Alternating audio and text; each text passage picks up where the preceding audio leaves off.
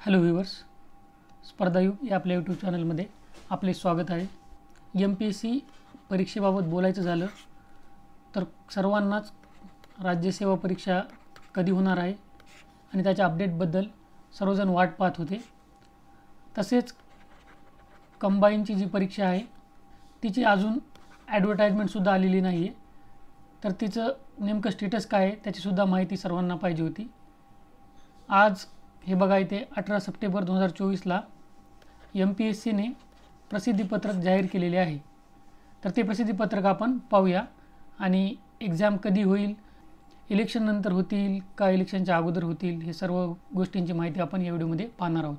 असेच महत्त्वाचे व्हिडिओज मिळवण्यासाठी आपल्या चॅनलला सबस्क्राईब करून ठेवा आणि बेल आयकॉन प्रेस करा, म्हणजे असे महत्त्वाचे व्हिडिओज सर्वात अगोदर तुमच्यापर्यंत पोहोचतील. हे पहा, पहिला अपडेट आहे महाराष्ट्र राजपत्रित नागरी सेवा संयुक्त पूर्वपरीक्षा 2024. जाहिरात क्रमांक इथे दिलेला आहे. तर 22 ऑगस्ट 2024ला परीक्षा पुढे गेली होती. एक मीटिंग झाली होती, त्यामध्ये परीक्षा पुढे गेली होती.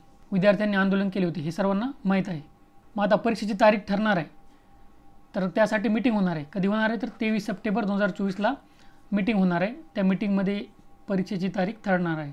आता मीटिंग सप्टेंबरमध्ये 23 तारखेला घेणार, त्याचा अर्थ काय तर परीक्षेची तारीख जी आहे ना ती आचारसंहितेच्या अगोदरच येणार आहे. म्हणजे समजा ही मीटिंग 23ला होणार आहे तर खूप झालं ऑक्टोबरच्या फर्स्ट वीकमध्ये परीक्षेची तारीख ते देऊ शकतात, कारण त्यांना इलेक्शनच्या अगोदर परीक्षा घ्यायच्या आहेत. आता कंबाईनबद्दल काय बघा, कंबाईनची भरती प्रक्रिया आरक्षणामुळं अडकलेली आहे. हे बघा इथे सामाजिक व शैक्षणिकदृष्ट्या मागास वर्गाकरिता SEBC आरक्षणासंदर्भातील अधिनियम 26 फेब्रुवारी 2024 मधील तरतुदी विचारात घेता त्यांना गट ब आणि गट क पदासाठी सुधारित मागणीपत्र प्राप्त करून घ्यायचं आहे शासनाच्या सर्व संबंधित विभागाकडून.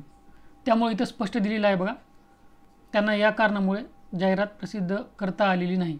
हे बघा, महाराष्ट्र अराजपत्रित गट ब व गट क सेवा संयुक्त पूर्वपरीक्षा 2024ची जाहिरात प्रसिद्ध करता आली नाही.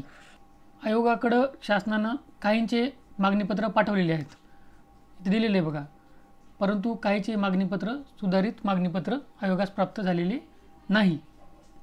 तर कोणकोणत्या पदांचे सुधारित मागणीपत्र प्राप्त झालेले नाही? पोलीस उपनिरीक्षक PSI आणि अन्य विभागातील काही लिपिक टंकलेखक इत्यादी पदांबाबत. जोपर्यंत मागणीपत्र जे आहेत सुधारित मागणीपत्र शासनाकडून येत नाहीत तोपर्यंत कंबाईनची जाहिरात येणार नाही. त्यामुळे आपण पाठपुरावा ट्विटरवर वगैरे काय करायला पाहिजे तर शासनाने सर्व विभागांची सुधारित मागणीपत्र आयोगाकडे पाठवावी. तसं काही ट्विटरवर वगैरे आयोजित केला तर आपल्या चॅनलवर त्याची माहिती देण्यात येईल. सर्वांनी सहभाग घ्यायचा आहे तरच परीक्षा होईल. शासनावर आपल्याला दबाव आणावाच लागेल. आता इलेक्शन्स वगैरे आहेत त्यामुळं शासन ऐकलंसुद्धा. इलेक्शन्सचं इयर नसलं असतं तर शासनानं ऐकलंसुद्धा नसतं. तुमच्या काही अडचणी असतील तर तुम्ही कमेंट बॉक्समध्ये विचारू शकता. आशा करतो या व्हिडिओमुळे तुम्हाला फायदा होईल. All the best. थँक्यू.